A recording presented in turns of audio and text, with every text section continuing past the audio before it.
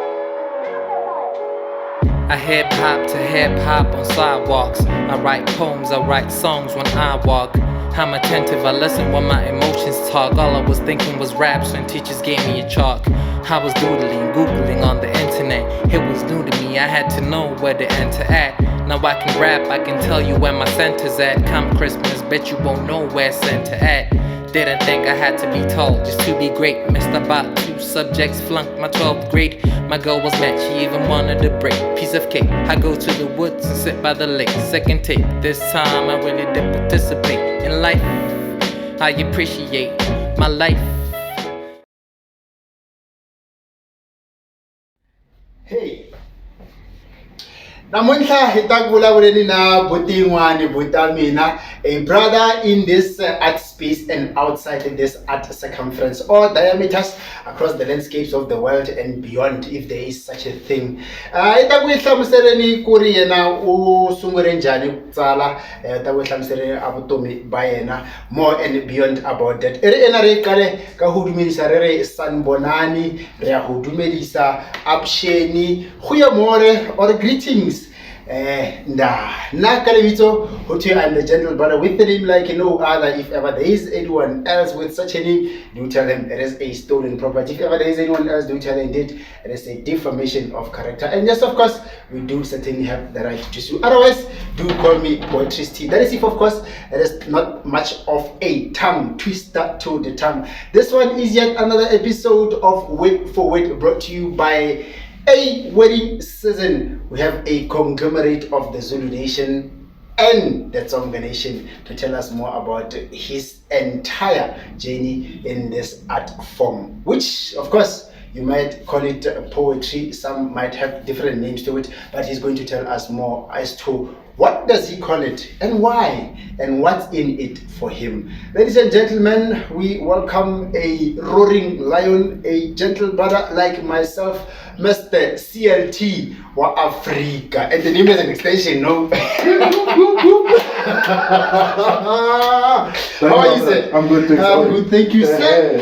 Please sit and down. Thank you very much. So, next up, this is Philippines. That is strong, I see. So, here. Yes, man. Mr. CLT WaAfrika. How are you, sir? I'm good that day. The guy. Fukimi. Hey, I can see. Or depending on the time of the day. Fukile. Now in the morning we fukile, afternoon we fukile, evening we fukile. Okay. It's about fukile, Matonga. We're on. I'm going to learn. I tried to learn Shantsana Nayana. All right. How am I coming? No, you have been good, man. You have been good, and I think it's good of you because you are always in the front of the camera. Hey, yeah. It's good. It's good. Yeah, well, we have to learn. Yeah. At least come this September, I'll be better now. Better, man. Yeah, because have you found a girlfriend or something like that? But I see you're doing very much well. I see. Now, come on. It doesn't have to be a Tsonga girlfriend. After all, you're a conglomerate of, as I said, the Tsonga Nation and the Zulu Nation. Yeah. CLT WaAfrika, Itembalam. Before we get onto where does he come from and how did he grow up, let's start with the name. How did you put together the name? The name, including the extension. That has just came in recently. Yeah. Let's start there. The name. I think before 2010. We were already 11 years back. Yeah. Before 2010, I was using Itembala.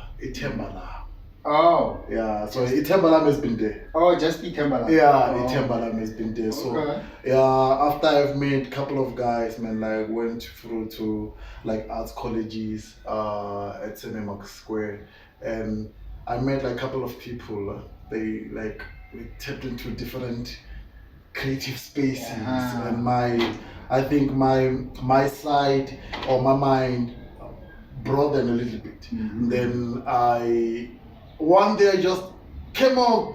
I mean, I worked around my initials and like C as my surname, Kribi, L as Ulungi, T as Utem. I was like, no, CLT. Hey, this. And the good thing was, it's actually the vice versa of tender loving care.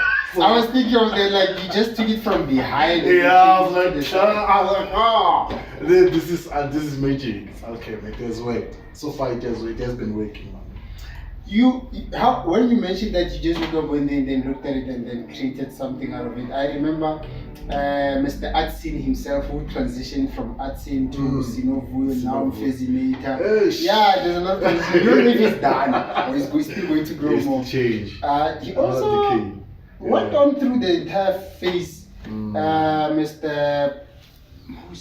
Why am I forgetting? I don't want to corrupt or mispronounce the name. In respect, Poetic Panzul. Poetic Panzul. He as well just said and then woke up one day and then just thought, yeah, that's the name. But that's the name. Poetic Panzul has that thing as well. But now, speaking of how nicknames come from, you find that you were doing something, you love to do something, and then people noticed that about you, and then they gave you the name. So now, do you think it's better that way, or it's better that you give yourself the name? Does it resonate with who you are when you give yourself the name? Yeah, sometimes it's good when you rename yourself. Because I think it allow me to reintroduce. Yeah, exactly. Perhaps it has been influenced by different circumstances, backgrounds, and all this stuff. So you wake up one day as an artist, nah, man, I'm good. If you look at, I remember Mendoza changed his name. I don't just remember exactly which one was the latter, but I remember he changed. Yeah. So with Africans, the changing of names, like Lebo Mashilo has said in the poem, people kill for naming. Yeah. So when you mention hair, I'm thinking of Mr. Tuxinganga when he said, people will do anything, even die to live. Die to live, man, and that's one of the most powerful lies. That's one of the most. The conflict in the sentence itself. We die to live, man. We die to live. So there's a lot of artists in South Africa who we mentioned. Maybe the son will even said if we mention them transitioning from one name to the other. I don't know if I should say one has to do that or it goes with growth, maturity somewhere there. But then now, of course, before we came to CLT WaAfrika, yes.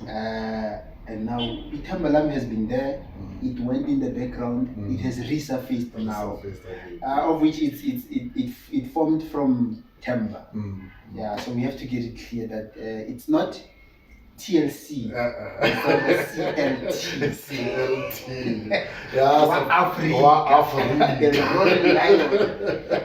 So now, let's go back to you were born and grew in what is the name? Shantia or Shantia? Zanthia. It's actually Zanthia. Yeah. Oh, I don't know because it's Tonga then it's Shan. No. It's I don't know the name. It's like German or something. It's not African.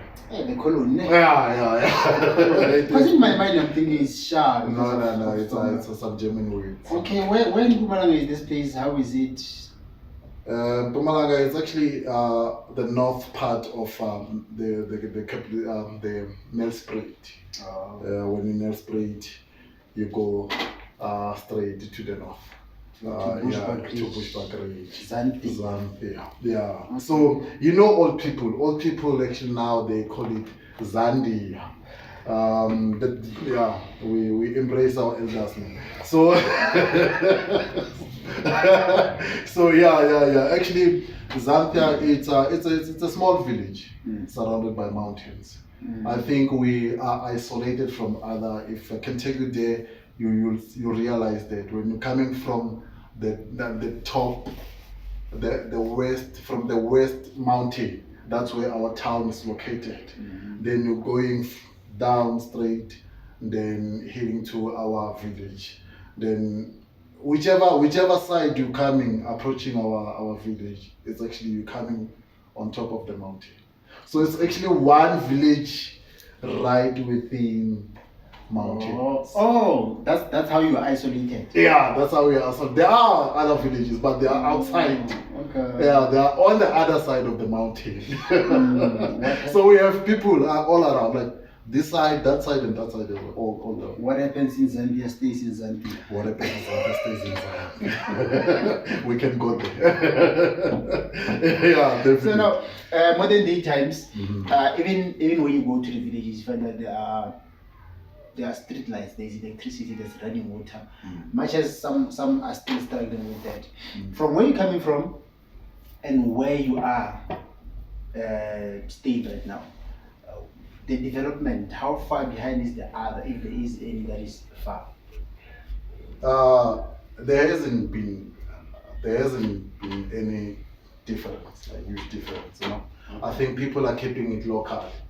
Those who decide at some level of, at some stages of life, they go out from the place. You go, you work, and then you come back. Come back, and there are those who choose to go to like the nearby suburbs. Oh. Yeah. So there are those who prefer the locations as well. We also do have locations, and just right, I mean, about I think it's about 5 or 10 kilometers from my village. There is a suburb there called Dwarsloop, and from there as well we'll have your Tula Maash, your Akonhoek, and going that side, you see. So there are those who prefer that life, you know. But some of us, we have preferred to stay there, like remain in the village. So I think now there are a couple of things that are coming, and when you look at it, CLT WaAfrika 29, but there hasn't been people like rioting for service delivery. The best language that is best understood Exactly. by our government. Not that we are instigating or we are condoning, but hey, it has left to prove. Exactly. I'm glad that you said it. This is gonna be a long one. So yeah. But definitely right now with the new councillors coming in, they understand things, they understand developments, and I think they are prioritizing that place as well. So it has been isolated. So we are seeing more and more developments. More and more developments. Yes. What's your take on places that are having name changes? Speaking of new developments, because what I have noticed within Mpumalanga is that it has a lot of Africans name. So what's your take with names changing, or should they stay the same? No. I definitely go with the name changing, and the reason for that, I think we'll share this one. It is because as Africans we have robbed many things. We have been robbed. Our names as well, as if our people never existed. I mean, Zanta, you'll find that if you Google it, I've tried to Google it, and some guy who was something in German. So someone who has nothing to do with Africa except colonization. We understand. I mean, deep rural area. A deep rural area has, you will understand it in Pretoria. You will have, I mean, white people who were actually dominating those areas. This is but deep in the rural area, you'll have someone, name a place named after, I don't know. A German. I don't even know how to call it. A Dutchland man or woman. You see that. Speaking of which, now with names, you find that they are foreign yet they are Mindi. Unless I'm not aware, I'm yet to come across a city, a township, or a village that has been named after a foreign colonizer of a woman, if there is any. And that's by saying but by name. Yes, by name, no. So now you have, I don't know, delved much into politics. At what age did you catch interest into politics? As early as in high school. Yeah, that's where they take you. School, yeah. Normally, exactly. that's where they take you. Yeah, I remember the first marching ride that I was involved in. It's this one in Bushbuck Ridge, Yeah. right in the center of our town. I think we were all demanding that Bushbuck Ridge should fall under Mpumalanga and not Limpopo. And that was that was the from there I never really looked back. But villages are not like modern cities, like villages where you hardly hear people taking their issues to the streets, understand? They keep things deep in their heart until such time when they have to, like, they've had enough. They've had enough. That's when they take it to the streets. But now currently we are experiencing that because of we I don't know. People have now realized that if they keep things that they shouldn't be keeping in themselves, they are only hating themselves than hating the people who are supposed to deliver service delivery for them. You know? So I think they understood that language as well now. That if you want the attention from the government, you need to do something. Like, touch a tire, yeah, throw in some to grease. burn it. Yeah. Well, Yeah, it has been, I don't know if I should say our second identity or our second nature ever since the yesteryears of segregation and oppression. That when we protest, we are going to conquer here.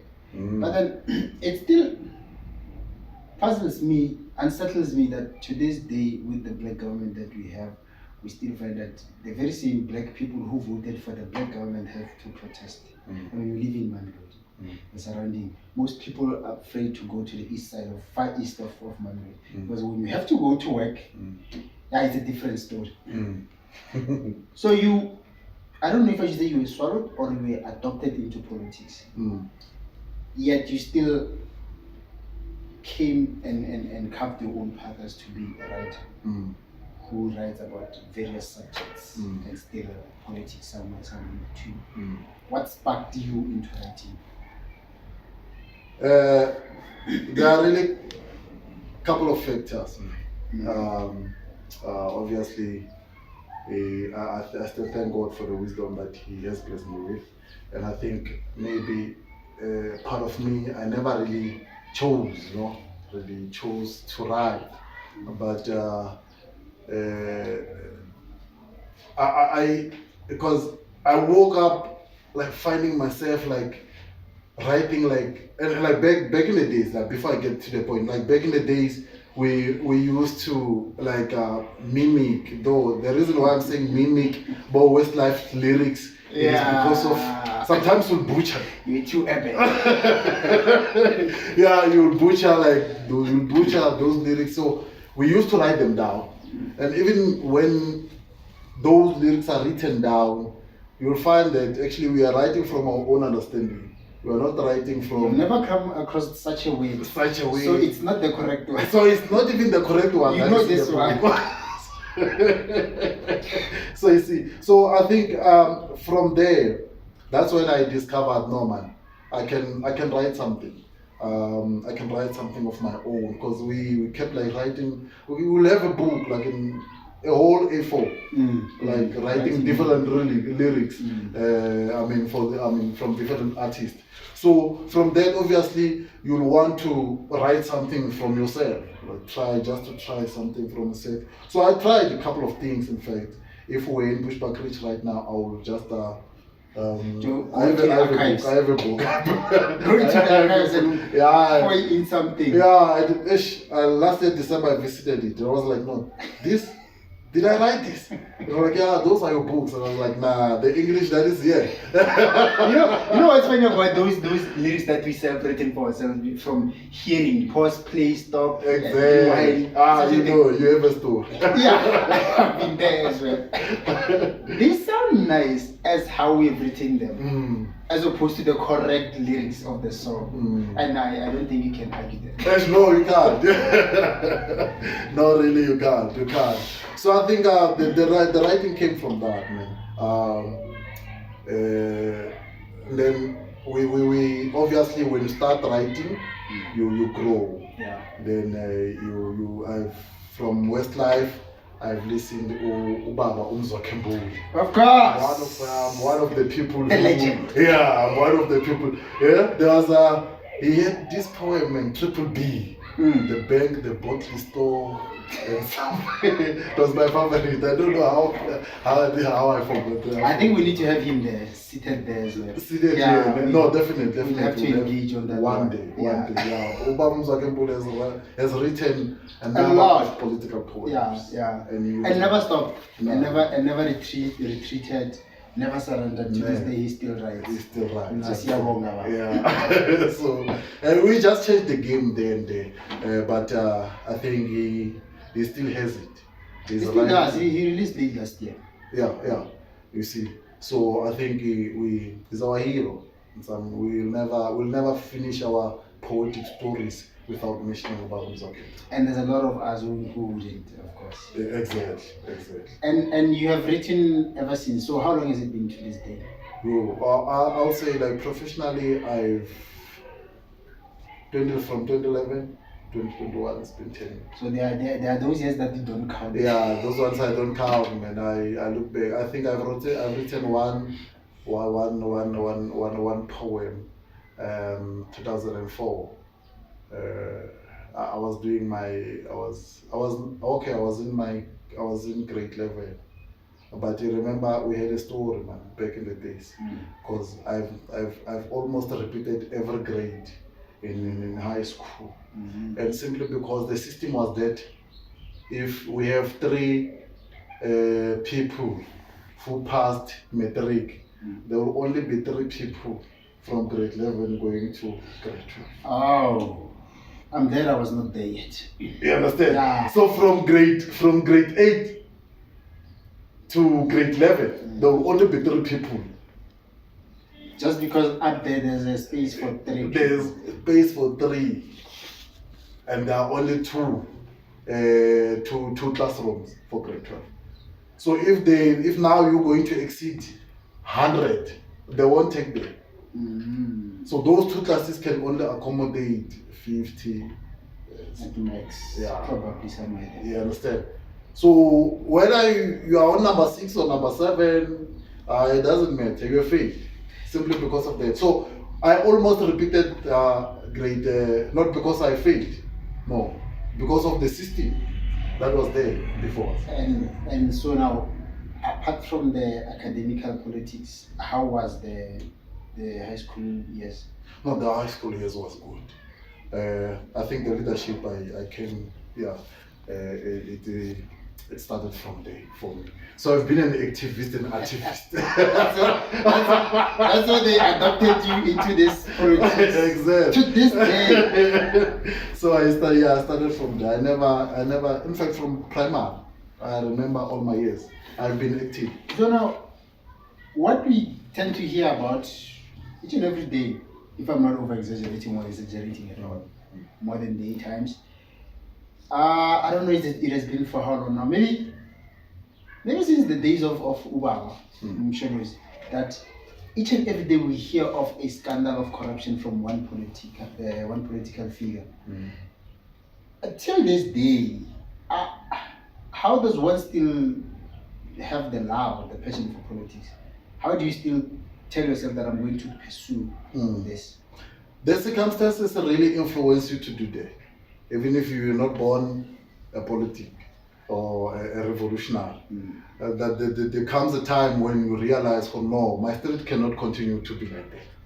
So you'll have to bend a tie, and from there, that will motivate you to do more. For a change. For a change. So if you never really realize the dream from an early stage, as you grow up, you will understand that politics is part of you as a human being. Well, much as we are not invested or that keen, if not interested into the political, I don't know, political politics, if there is such a thing. You find that in everything, every matter, every household, every subject, there are politics. Even in politics, there are politics. In the household, there are politics. Church, school, there are politics of its own. Let's speak about politics of poetry. How do you feel about gatekeepers or ones that are called to be poetry police? Ish. Because we see you on Facebook, yeah, you're telling us things. Things that you're not supposed to say, things that you're not supposed to be writing about, and you find people telling us on the side that, what exactly is this guy saying? Because now I'm hurt. I don't want to continue. They don't come, they don't face me. Yeah, no. They tell us on the side because this is difficult. Now people are putting their pen to rest. I'm not going through with this. Because of this typical man and that guy, and they title you as poetry police. Yeah. Or gatekeepers, if one may. No. Honestly, when we do that, when we're outside this, the artistic space, when we're outside our auditorium as artists, Facebook for me, if you have been following me, you'll realize, sorry, I've been so much consistent with posting about my art and nothing else. Yeah, I tap to something else, but I come back to a bit of controversy. Yeah, a bit of controversy. I mean, it's always good. I'm a South African too. So how can you identify without having a controversy? So I think that for me, when addressing fellow artists, I really have to go deeper. It's not meant, I mean, to be absorbed literally. It is artist to artist, and people who are still growing in us, they will understand. When you go to politics, we hear such things that you'll have to be corrupt in order for you to be in government, because you cannot lead corrupt people when you are not corrupt. So in art as well, it's like that. You need something that will always tap you into thinking hard on your own craft, on your own work, because beside of that, then you'll relax, you'll write, you'll take I love you as poem. I love you as poem, and it's fine. It's I love you as poem, it's fine. It's love you, there's no way you can change that. Let's come to your point. Okay. Let's come to your point. Yeah. But in fact, before we come to your poetry, so now, having said that, in terms of politics of poetry or creatives, that doesn't gatekeep those who want to come in, right? So the gate is still open. It is wide open. It is for anyone to come through. For anyone. Because my understanding is that that there are levels in everything. One who is coming from primary into high school. You understand? From high school to tertiary. From high school to tertiary. From tertiary to work level. Working class citizen. Exactly. You understand? It's understood. So we cannot address things the same. But we are addressing the very same thing from different dimensions. Yes. All right. Speaking of addressing, how did you come to address this matter? The poem is titled what's this title? Mama. No, Mama, yes. Yeah. So when you get into the poem, it speaks about Mama akomdo apa bahambile gone balambile, and the title of the poem is Mama. So please unpack this one for me so that we can understand it in full length, maybe as a brief, because I'm sure it has caught many eyes and many ears. No, definitely. It was and it identifies with you. Really? If someone would speak about CLT, and what comes to mind is Mama. Yeah. Yeah, I'm not sure if it's not a great poem and that it identifies with me, I have a problem. But I think it's a great poem. Yeah. We'll get to that. But I think coming to your question, you see, honestly, as artists, maybe this has happened to you as well. There are works that I can explain myself, and there are works that I can't even have a true meaning of what really happened in a poem. And so those poems are such that comes to us through dreams. like people like us who write for them sometimes. I mean, poems work. I don't know. Yeah, mvusi poem. We have been in many projects together, and now the time doesn't favor me because I want us to get into the project that you have done so far, because then there was one that was supposed to happen from the poem title Mama last year, and then came in COVID. Yeah. How have you survived? No, it's been difficult. I haven't survived. I haven't really survived from that one, because that one was a big project. Yeah. And I don't know, for some reasons, why I needed a woman to choreograph it. I never needed a man. I have a lot of male creative friends around me. So, but I wanted Umama to understand the touch of a woman. The touch of a woman, you know, to address it from the female side of things. And I don't know if I'll ever have someone again, but she was doing. I mean, Pearl Oliphant was doing a very good work. Shout out, Miss Pearl. Yeah, definitely. I think we don't have to tell the entire, or just out of respect. Pearl. Palisa Pearl Oliphant. Shout out to you. Shout out to you, my sister. Definitely, if time allows, time permits, we'll definitely work on it again. Beyond COVID.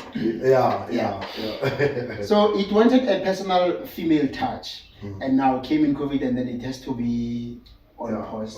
Yeah.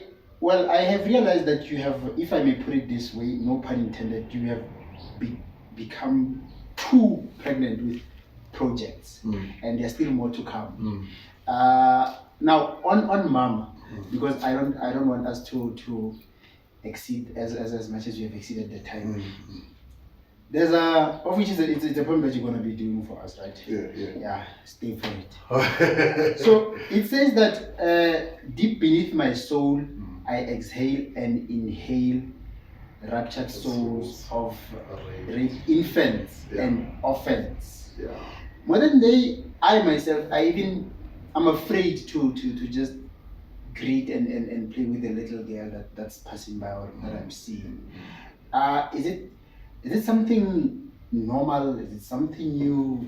Especially the entire landscape of rape of women and children. Both genders, even we put it. No matter how many times this thing we have been hearing about rape and all, it can never be normal. I mean, what kind of a society are we that will go to a point where we normalize things that shouldn't be happening? I have a baby girl, and whenever I read from news and all the stuff, and they talk about a young girl being raped by an old, matured man, you ask yourself, you understand, why how did he bring himself to that? Exactly, you understand. And so it actually distracts us, like, as a nation, you know? So it has been troubling me as well. Hence I added it in the poem, you understand, because I think by then it was trending. It was trending a lot. I think that was 2016. Yes, 2016. It was trending a lot. And the pandemic itself. So I thought maybe if I can edit, that's why the poem is actually made of 4 different languages, if I'm not mistaken.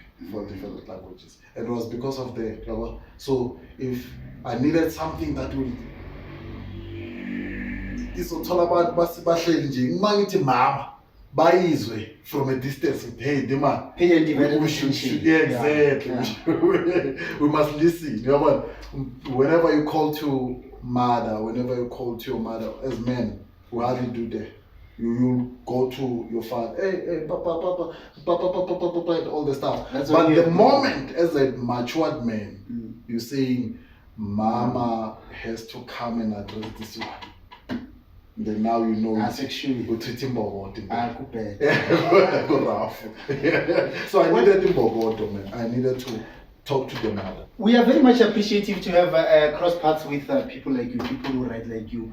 And I'm sure it has been clear that out of respect and not trying to step on everyone or anyone's toes, that write how you prefer. Write in a way that you feel that this is poetry. And don't feel because Mr. T posts such a thing and then therefore you cannot write anymore. Nah, he's not a gatekeeper. They have to write. As he said, continue writing. When we started this writing thing and then you show it to someone who is way ahead of you in terms of writing what they yes. Instead of putting you down, they'll tell you no, keep on writing. Keep on writing. Yeah, and we're still going to have such people here. Yeah, to keep on writing. There's no gatekeeping. They shouldn't. People should never allow anything like that. You know? Yeah. Anything that tries to stop how you write. However, you must show growth as an artist. You cannot continue to write like in 2015. No, you cannot. You cannot. Write, read, like listen to other people, and definitely somewhere somehow, if you are a real writer, you'll be influenced, motivated to write differently. So I don't know how differently, but you'll write differently. So yeah, your work will have to show maturity somewhere. Thank you for that one, critical. Well, Mr. Kuibari, hi, ditabari fe manufela nako. And I'm sure by now we have long exceeded. If you feel that you haven't touched on something, anything in particular, you will write to us at Wedding Season on Facebook, on Twitter, or anywhere else. Even in our email at weddingseason. At weddingseason@gmail.com. You will tell us more if you wanted to hear anything from Mr. Thieu himself. He's still going to get into a poem titled Mama, and we'll listen to it more extensively and with more open eyes and ears to a better comprehension. But before we get on to that, as you know, there's something we call a quickie. 5 questions. You answer to me as quick as possible. Impulsively so. We get to hear how you think. This 30 seconds game, I've never been a favorite. Okay, let's go. Okay. If not poetry, then what? Politics. Of course. Highlight the highlight of your journey thus far. In one way, you know what? Because however, what has been the highlight of your journey so far? 2011, I've met great people, and for me, that was they've been into TV and all bigger places. You understand? I think I'm following them from same class in Madaj Adults College. That was massive. Now, speaking of one word, what is poetry to you in that word? What is poetry to you in a word? Creativity. Wow. I didn't think of that. Okay. So, in terms of ruling a nation, a country, are you for politics or chieftaincy, kingdomship? Chieftaincy, I mean, it was created, it's no longer working. I will go for politics.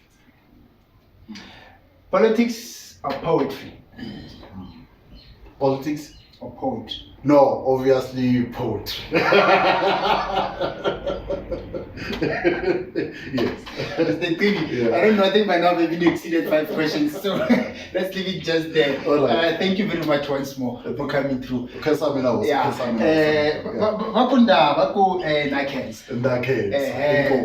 Well, from a gentle brother with a name like, otherwise they call me poetry, you have heard it. Teto, kapa imbongi yethu namhlanje. As I've said, and I will still stress this one, it's a conglomerate from the Zulu nation and the Tsonga nation, Mr. CLT WaAfrika, Itemba Lami. You can follow him on whatever social platform and he will still be there. Well, from myself, Halebeletle. Can still go.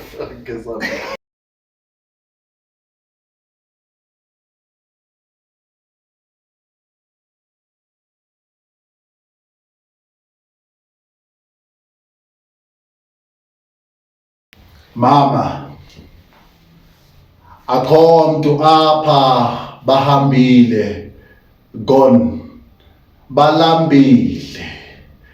Since them lips kissed the sinful green leaves tree, and few double dark blows acclaim them free. See them forsake homes and hobbies, swaggering like lost ghosts through the cities. Me bra, ke Fraser dollar, sister, ke Fraser boys, mama. I come to apha bahambile, gone balambile.